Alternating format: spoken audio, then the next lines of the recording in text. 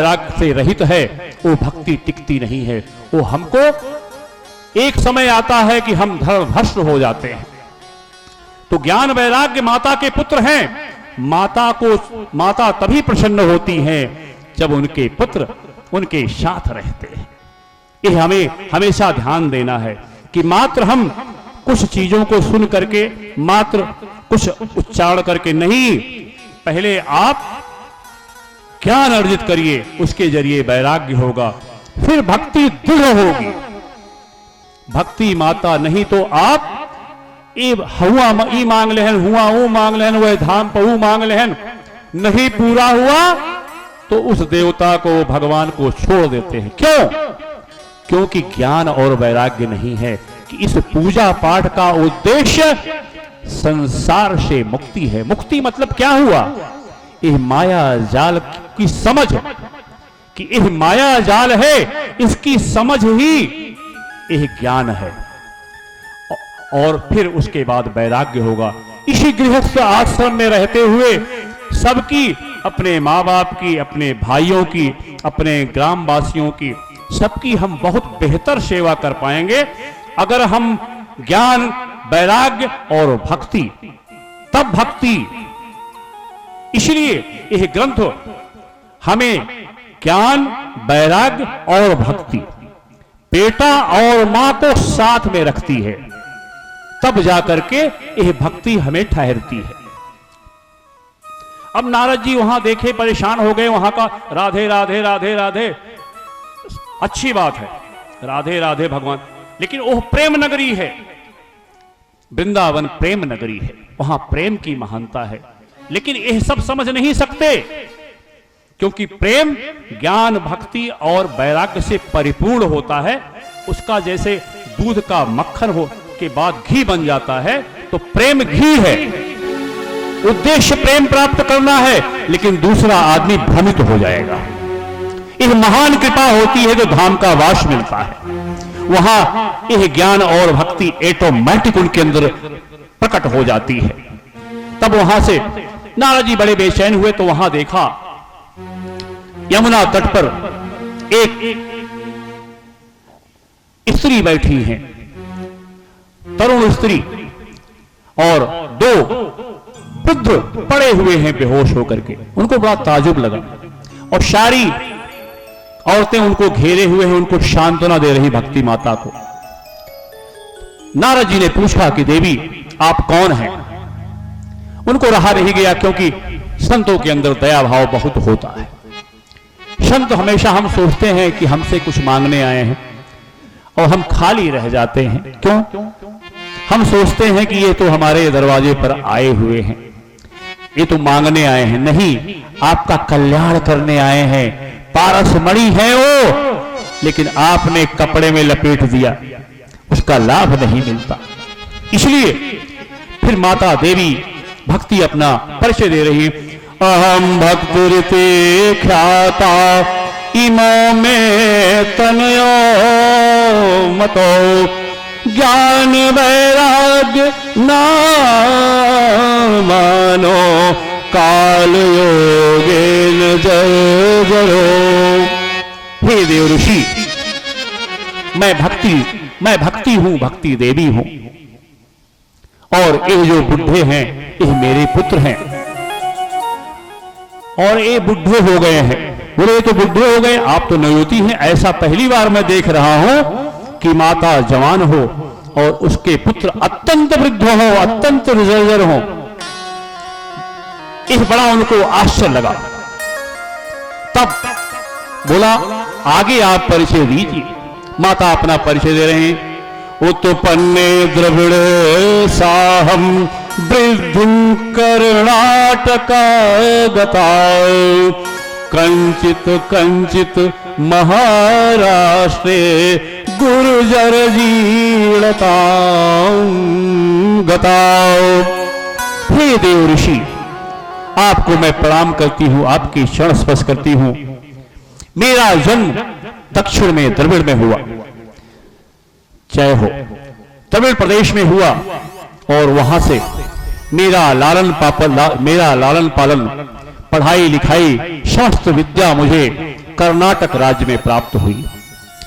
कर्नाटक की विशेषता आज भी, अब कर्नाटक में अगर जाएं तो आप देखेंगे निश्चित रूप से वहां भक्ति माता आपको प्रत्यक्ष दिखाई पड़ेंगी। और आज भी जितने हमारे शंकराचार्य से लेकर रामानुजाचार्य बड़े बड़े संत महापुरुष उस धरती से पूरे भारतवर्ष नहीं पूरे विश्व का कल्याण उन्होंने किया, तो अपना परिचय दे रही हैं कि मैं वहां पली, फिर मैंने सोचा हम बड़ी हुई, पली, ब्याह हुआ, हमारे पुत्र हुए कर्नाटक में। अब आप कल्पना करें कि जहां भक्ति माता कितनी बड़ी उस क्षेत्र की महानता है कि जो हम भक्ति करते हैं, उनका पालन पोषण, उनकी ब्याह, सब कुछ उनका कर्नाटक में हुआ। वहां से माता सोची कि चलो हम भगवान की नगरी है, सारे धामों को भ्रमण करते हैं। भ्रमण करने निकली और सबसे पहले महाराष्ट्र में गई। वहां पाखंडियों को, पाखंडी लोग अपने हिसाब से वेद की परिभाषा दे रहे हैं। कोई वेद की परिभाषा तामसी है, इसीलिए कहा गया है कि वेद सबको नहीं पढ़ना चाहिए। अगर आप पढ़ें, क्योंकि वेद अपरोक्ष ग्रंथ है, वो भगवान की वाणी है, उसको हम समझ नहीं सकते। लोग दुष्प्रचार करते हैं, किसी को पढ़ने का अधिकार नहीं है वेद को। जिन्होंने संतों महात्माओं की बात ना मान करके स्वयं पढ़ा, उन्होंने इसका आपके सामने प्राची बरही का एक उदाहरण आएगा, जो वेद की गलत परिभाषा किए हुए तामसी काल नेमी जैसे संतों ने बलि करवाना शुरू किया, बलि प्रथा प्रारंभ कर दी। क्योंकि अपरोक्ष है, यह जो महापुरुष हैं, परमहंस हैं, वही वेद को आपको समझा सकते हैं। इसलिए गुरु परंपरा से ही वेद का स्वाध्याय लोगों ने किया है। तो यह अपना बता रही है कि महाराष्ट्र में देखा कहीं पे हमारी कदर थी, लेकिन ज्यादा जगहों पे पाखंड फैला हुआ था। मैं सोची कि आगे बढ़ती हुई हो सकता है यहां पे लोग धर्मात्मा हो, पाखंडी ना हो। आगे बढ़ी, गुजरात जैसे संपन्न राष्ट्र में पहुंची तो वहां पाखंडियों की संख्या, पापाचार धर्म के नाम पे आज भी आप देखते हैं विभिन्न प्रकार के पापाचार होते हैं। आप देखेंगे आगे प्रसंग के माध्यम से कि संत कौन होता है। कपिल महाराज ने अपनी माता देवहूति को बताया कि संत की पहचान कैसे करनी है, तब जाकर के आप किसी को संत मान सकते हैं। नाम रखने से कोई संत नहीं होता।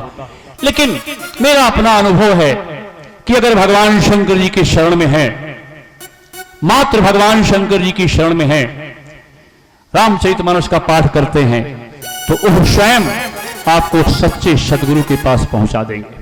ये मेरा व्यक्तिगत अनुभव है जिसको मैं आपसे शेयर कर रहा हूं। तो गुजरात में उनके बच्चे बूढ़े हो गए, भक्ति भी बूढ़ी हो गई, क्योंकि वहां तीनों की कदर नहीं है। अपने अपने हिसाब से लोग परिभाषा कर रहे हैं। परिणाम क्या हुआ?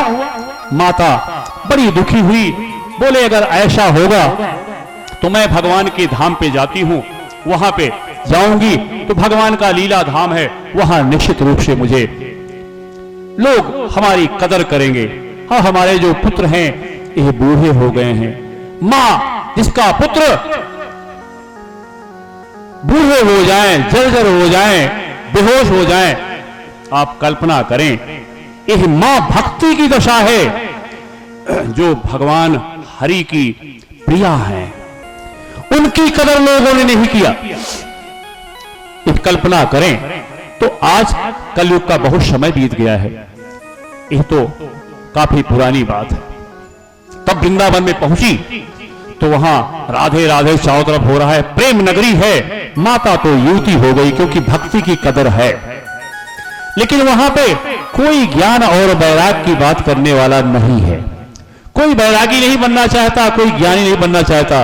राधे राधे कहने से ही सबका कल्याण हो जाता है। प्रेम नगरी है वो।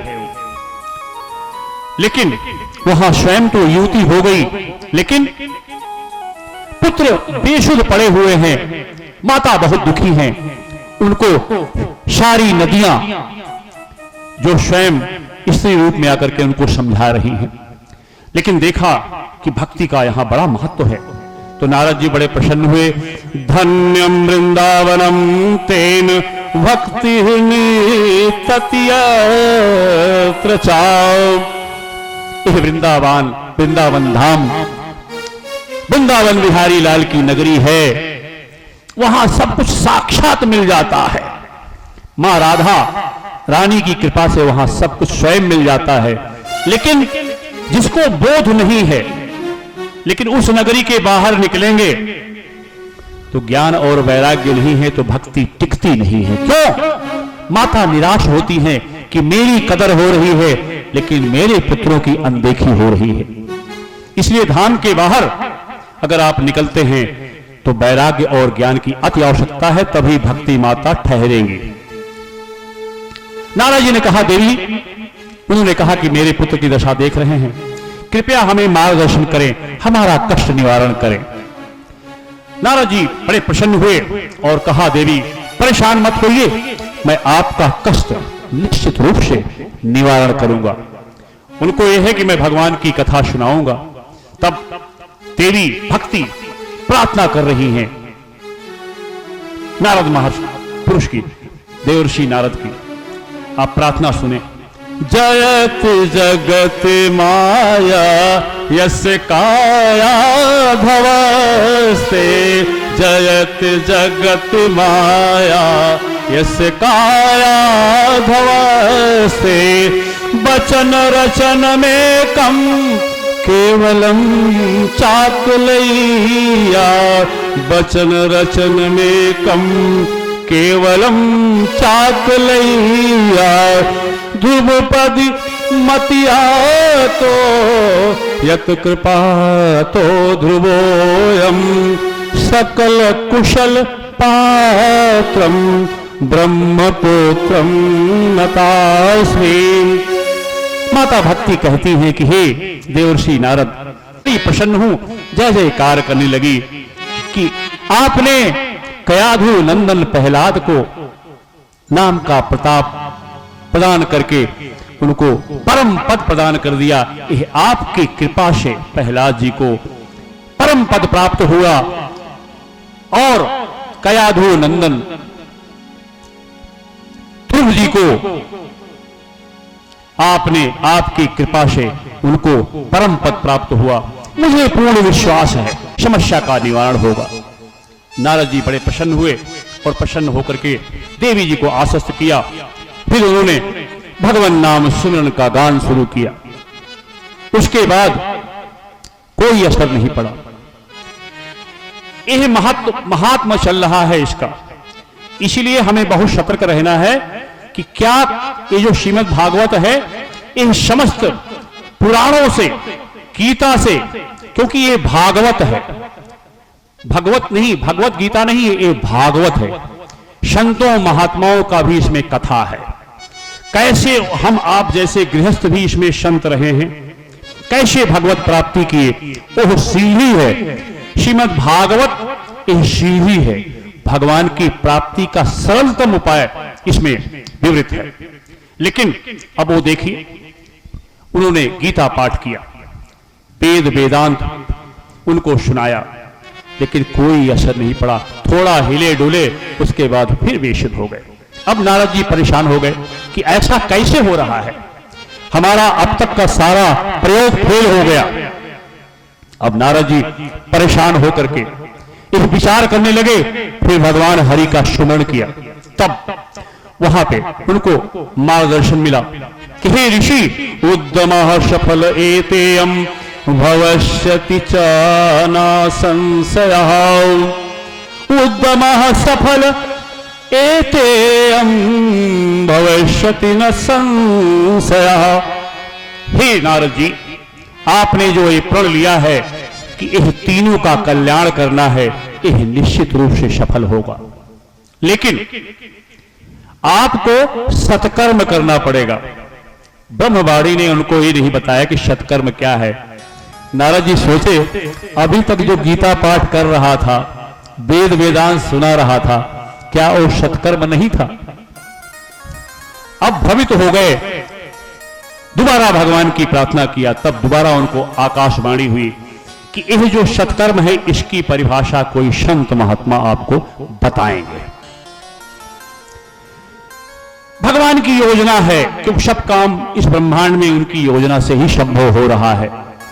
अब देखिए नारद जी अब बताए कोई संत, जिस किसी संत के पास जा रहे हैं वृंदावन में, वहां से घूमते घूमते हरिद्वार गए, बद्रीनाथ गए, चारों तरफ गए, महंतों के पास गए, बड़े बड़े मठाधीशों के पास गए, लेकिन कोई कह रहा है कुछ, कोई कह रहा है कुछ, कोई सोच रहा है यह देवऋषि हैं, इतने ज्ञानवान हैं, इनको हम क्या सिखाएंगे, क्या बताएंगे कि सत्कर्म क्या है। कोई कह रहा है हमारे पास कोई काम है, वहां सत्संग करने जाना है। बहाना बड़े बड़े जो मठाधीश हैं, धर्म के आचार्य हैं, सब ने हाथ खड़ा कर दिया। नारद जी ने वचन दे रखा है माता भक्ति को कि तुम आपका कल्याण करूंगा, तो विचार करते सोचे कि बद्रीवन चलते हैं, जहां भगवान नारायण का धाम है, वहां भगवान नारायण की तपस्या करेंगे, स्तुति करेंगे, तो निश्चित रूप से भगवान हमारा मार्गदर्शन करेंगे। वहां से टहलते टहलते विचरण करते हुए बद्रीवन पहुंचे। देखिए भगवत कृपा से उनके बड़े भाई शनकादि ऋषि उनको मिले, वो भी विचरण कर रहे थे, वो जगह जगह कथा करते फिरते हैं। आप सोचें हम सब तो एक सामान्य बुद्धि के समस्त भोग को भोग रहे हैं, लेकिन आप कल्पना करें कि पहले संतान हैं और वो ढूंढ ढूंढ के कथा करते हैं। कहने का मतलब उनको रस मिल गया है, हमको रस नहीं मिला। जिसको रस मिल गया है उसको आकर्षण कर लेते हैं। भगवान की ये कथा बहुत आकर्षण करती है। शनकाद ऋषि के दर्शन हुए, वो देवर्षि नारद के बड़े भाई हैं। उन्होंने देखा कि नारद जी बड़े बेचैन हैं। संत बेचैन हो तो क्या हो, क्योंकि संत के पास कोई गृहस्थी नहीं है, ना ही कोई लेन है न देन है, न लेना न देना मगन रहना, ऐसी धारणा वाले देवर्षि नारद जी हैं।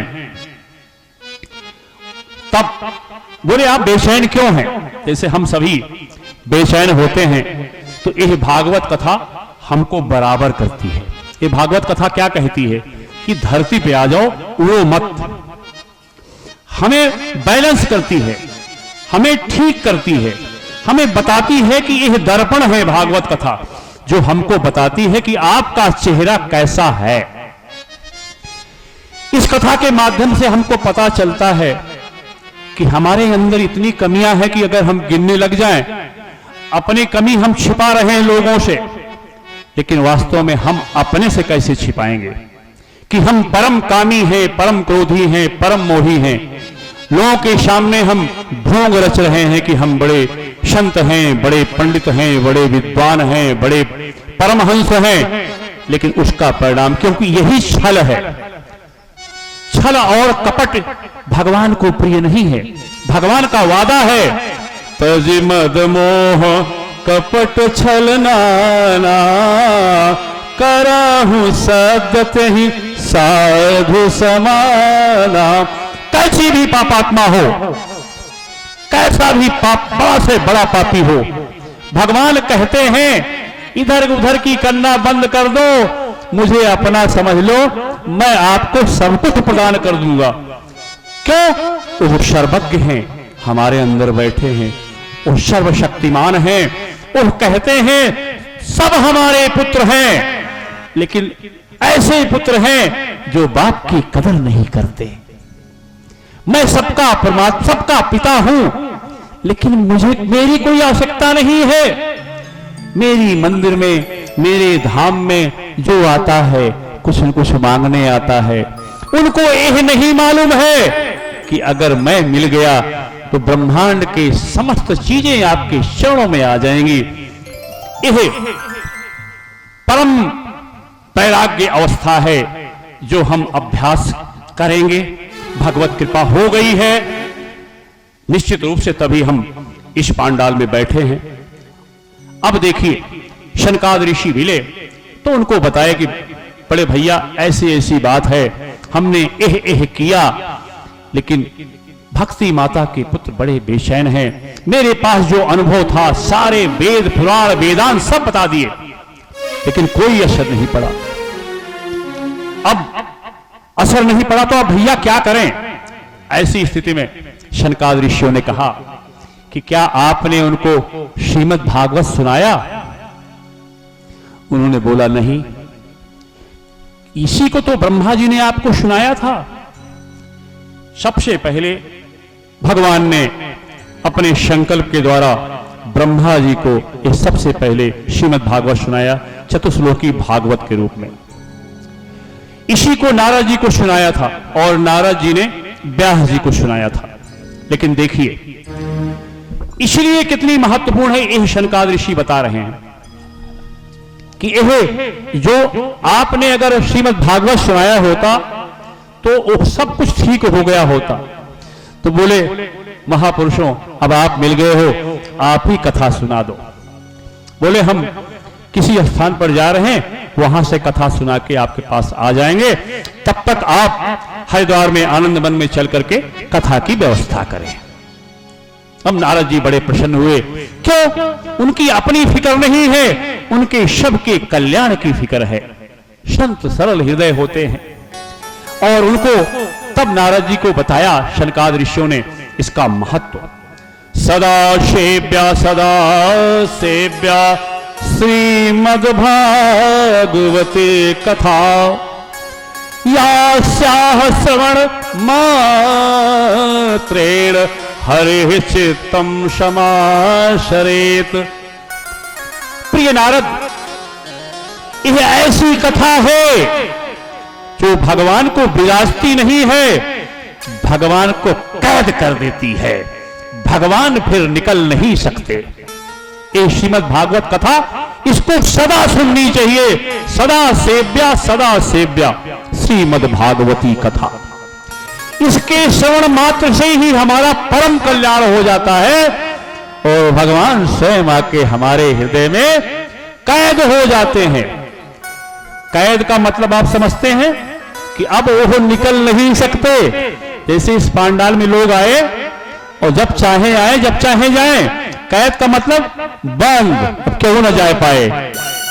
इस प्रकार से शनकाद ऋषि कहते हैं कि भगवान स्वयं कैद हो जाते हैं। यह है कथा श्रीमद् भागवत की। आगे कहते हैं शनकाद ऋषि, आगे उनको कहते हैं कि यह, तब नारद जी ने कहा कि इतने ग्रंथ हैं, हमने इतने सुनाए, तो क्यों लाभ नहीं हुआ? मैं बहुत परेशान हूं। शनकाद ऋषि जो परमहंस हैं, भगवान के स्वरूप हैं, वो क्या कहते हैं? किम श्रुतेर बहुभी शास्त्रैः पुराणैः च भ्रमावहे, एकम भागवतम शास्त्रम मुक्ति दानेन गर्जते। हे प्रिय नारद, सारे ग्रंथों में आप भ्रमित हो जाएंगे कि ओह बड़ा, कि ओह बड़ा, कि ओह बड़ा। नारद जी, भ्रम को छोड़ो। आज के बाद श्रीमद् भागवत ही मुख्य मानो। यह सबका सार है। ऐसा नहीं है कि वेद पुराण नहीं पढ़ना चाहिए, नहीं। आज हमारे पास समय नहीं है, हमारे पास विभिन्न प्रकार की परेशानियां हैं, विभिन्न प्रकार की व्याध हैं, विभिन्न प्रकार के अभाव हैं। इसलिए हमारे आपके लिए कलयुग में ये अमृत स्वरूप परोस दिया है हमारे महात्माओं ने। इसलिए श्रीमद् भागवत के अंदर यह रस है। तब भागवत महापुराण की ऐसा परिभाषा करके नारद जी आए और वहां पे वो सारा अरेंजमेंट कर रहे हैं, सारी व्यवस्था कर रहे हैं। तो अब हम ये देखते हैं कि जीवन हमारा कितना, हम इसी विवरण पे चल रहा है श्रीमद् भागवत कि परीक्षित जी मरणासन समझ करके, मौत को समझ करके, अपने सम्राट होने के समस्त भोगों को छोड़ के भाग के आ गए गंगा के तट पर। और हमको नहीं मालूम कि हमके बीच से कितने लोग रोज विदा हो रहे हैं।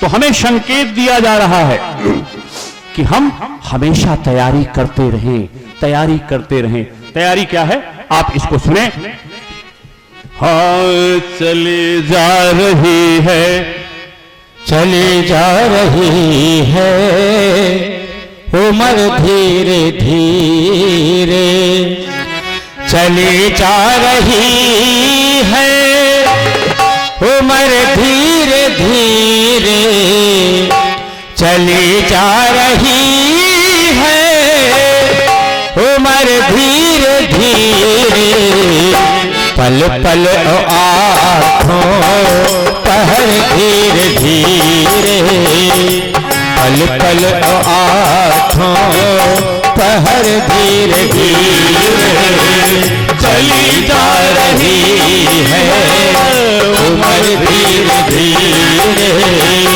चली जा रही है उम्र धीरे धीरे, पहर धीरे धीरे, पल पल आँखों पहर धीरे धीरे।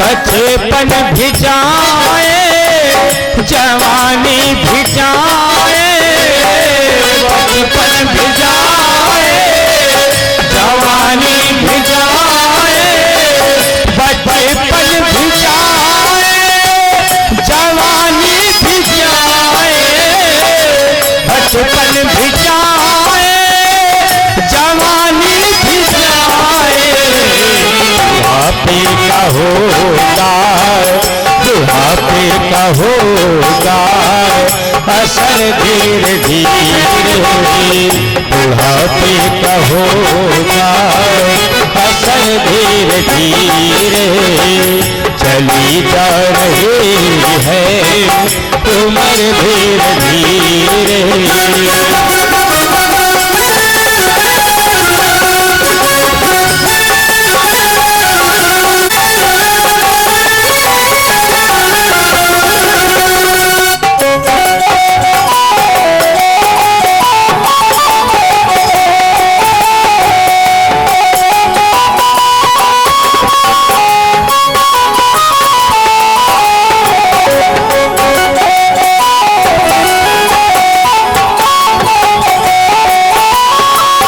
ये शिथिल अंग होंगे सब एक दिन तुम्हारे, ये शिथिल अंग होंगे सब एक दिन तुम्हारे, शिथिल अंग होंगे सब एक दिन तुम्हारे, शिथिल अंग होंगे सब एक दिन तुम्हारे, तेरी मंग होगी नजर धीरे धीरे, तेरी मंग होगी नजर धीरे धीरे।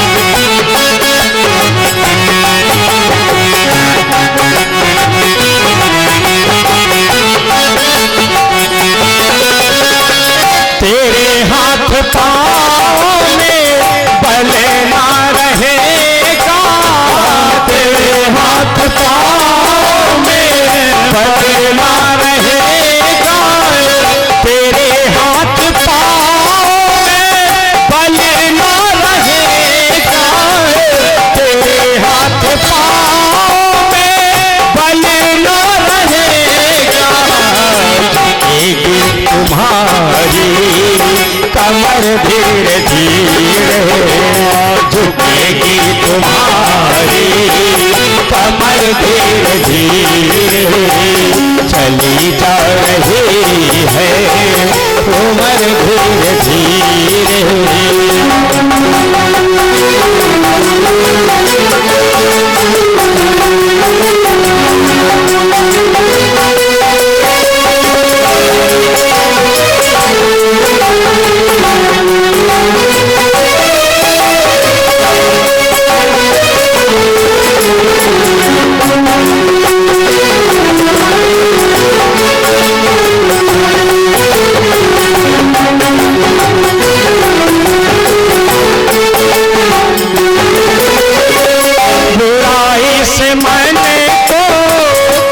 अपनी हटा ले बुराई मन से तू अपनी हटा ले बुराई से मन को तू अपनी हटा ले बुराई से मन को तू अपनी हटा ले बन जाए तेरा जीवन धीरे धीरे बन जाए तेरा जीवन धीरे धीरे चली जा रही है उम्र धीरे धीरे।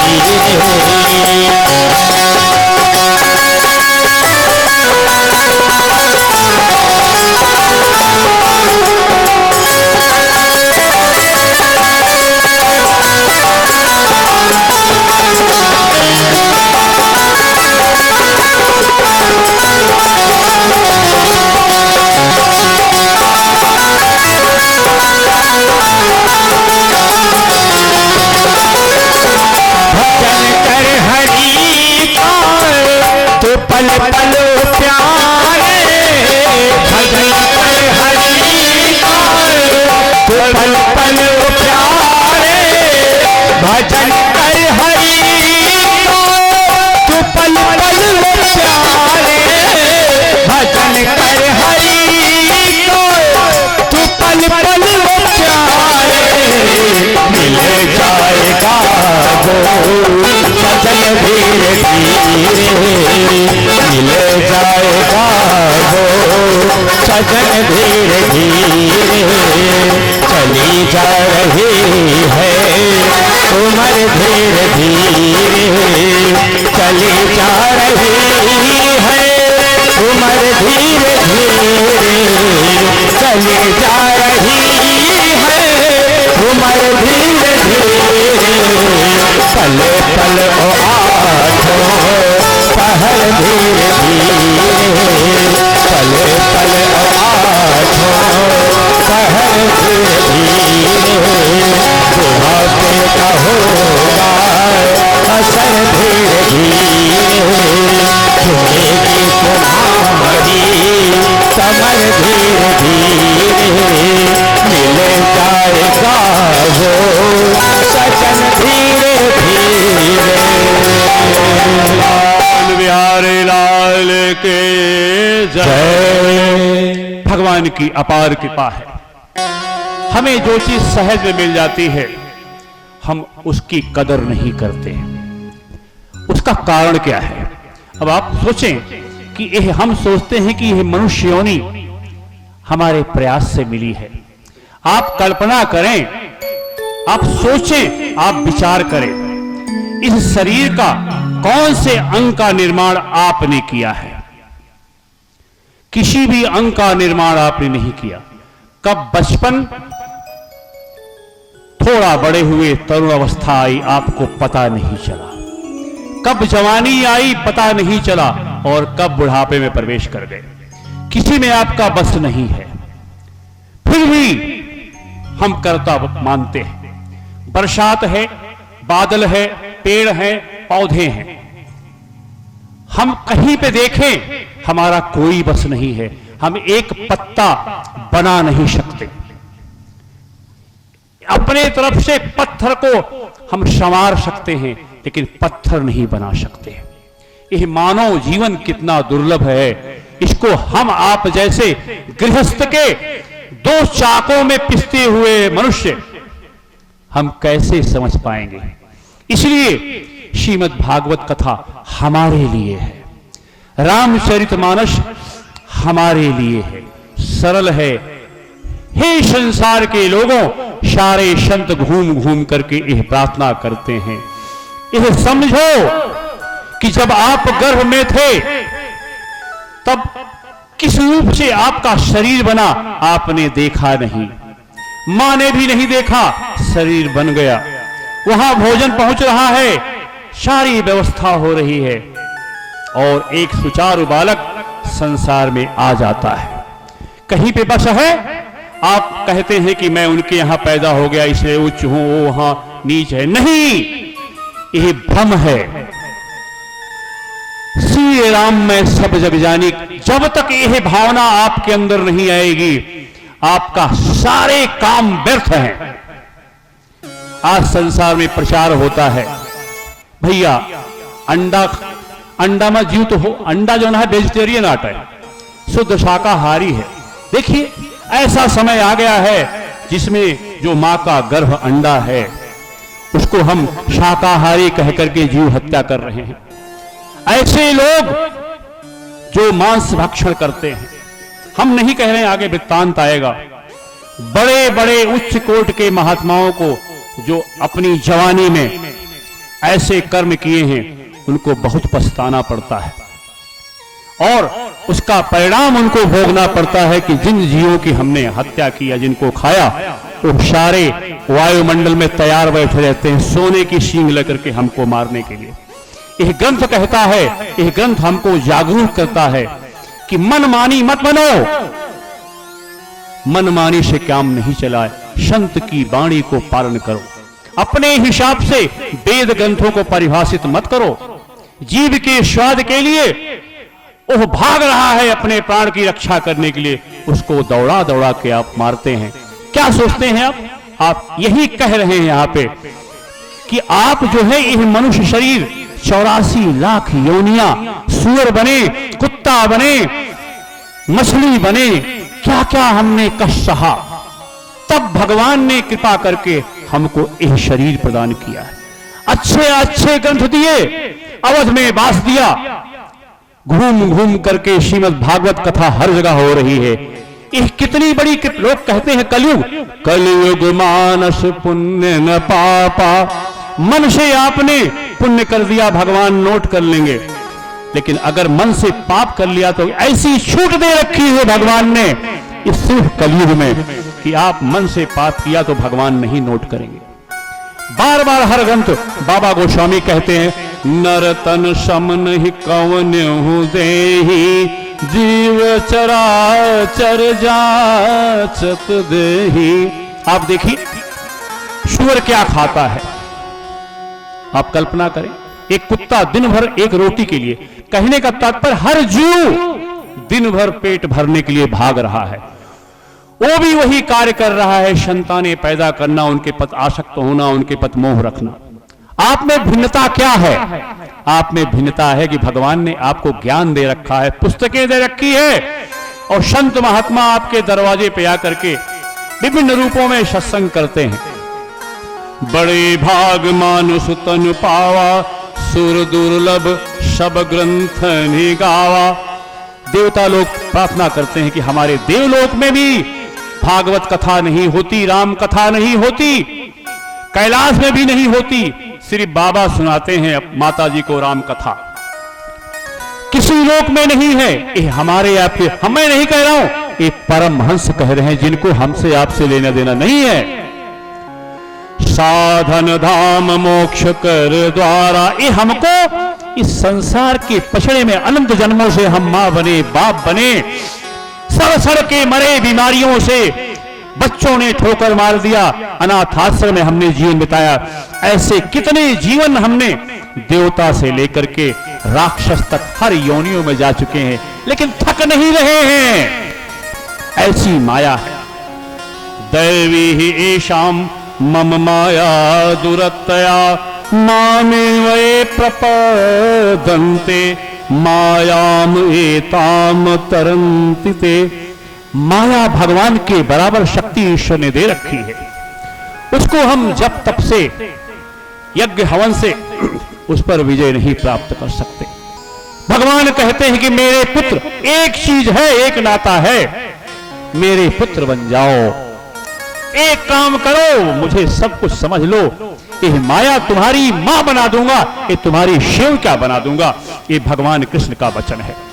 तो साधन धाम, ये सारे पचड़ों से मां बने, बाप बने, पैदा हुए, शादी किए, ब्याह किए, फिर सोचें कि भैया अब तो हम शादी ब्याह से मुक्त हो गया ही, अब हम जो है बड़ा आनंदमयी नहीं। अब वो जो शादी वाली आई है, अगर उसके शरण में नहीं है तो जो शादी जिसकी करके लाई हो बाजा बजा करके, वो आपको आज से आपका नंबर शुरू हो गया। क्योंकि सच्चे माँ बाप की कदर नहीं किया तो संसार के माँ बाप की कदर कैसे करोगे? यह संस्कार, इसलिए उनसे जुड़ो, दुनिया सेवा करेगी, उनसे दूर रहोगे, आपका कोई सगा नहीं है। अपने सबके जीवन में आसपास देख करके हमें अनुभव लेना है, हमें महसूस करना है और भगवान से प्रार्थना करनी है कि प्रभु मैं आपका हूं बस। अब आपको इस संसार में हमको बहुत देख लिया, प्रभु ऐसी कृपा करो कि अब ऐसा समय ना आए कि इस दोबारा हमको उस गर्भ में जाना पड़े, उल्टा लटकना पड़े। प्रभु बहुत हो गया, जन्मत मरत दुसह दुख होई, हजारों बिच्छू के दंड के बराबर आप किस दशा में हैं? आप कल्पना करें, मलमूत्र के भंडार में हम सब रहे हैं। कल्पना करें, भूल गए, इसलिए ये ग्रंथ याद कराते हैं कि भूलो मत। हमको आपको याद कराते हैं, जगाते हैं ये ग्रंथ। संतो महात्मा, भगवान कृष्ण ने यह कहा कि यह मैं स्वयं हूं। इसकी हर श्लोक, हर वाणी, हर शब्द महत्वपूर्ण है, नहीं तो क्या होगा? सो परत दुख पावहि, सिर धुनि धुनि पछताए। अगर समय निकल गया, बुढ़ापे में 50 बीमारियां पकड़ लेंगी, पता नहीं। आज के जमाने में अभी देखो कोरोना आके गया, बेटा बाप की शक्ल नहीं देख रहा है, बेटा बाप की शक्ल नहीं, बाप बेटे की शक्ल नहीं देख रहा है, विदा होते जा रहे हैं। आपने देखा, यह भगवान ने दिखाया कि यह प्रलय मैं आपको दिखा रहा हूं, दिव्य दर्शन कर लो। लेकिन हम तो भूलने के आदी हैं, सत्य सुनने की आदत नहीं है। हमको सत्य सुनना पड़ेगा, सत्य जानना पड़ेगा, नहीं तो खींच के ले जाएंगे समय पूरा होने के बाद। एक अभी देखिए सहारा, आपने सहारा के विषय में सुना होगा। कल्पना करें कि उनकी क्या दशा हुई, आप सब जागरूक हैं, क्या दशा हुई कि उनके बच्चे, उनकी बीवी तक अस्पताल में पड़े हुए, जिन्होंने उनको अरबपति खरबपति सब कुछ बना दिया, लेकिन वो संतानें उनको देखने नहीं आई। यह धनाढ़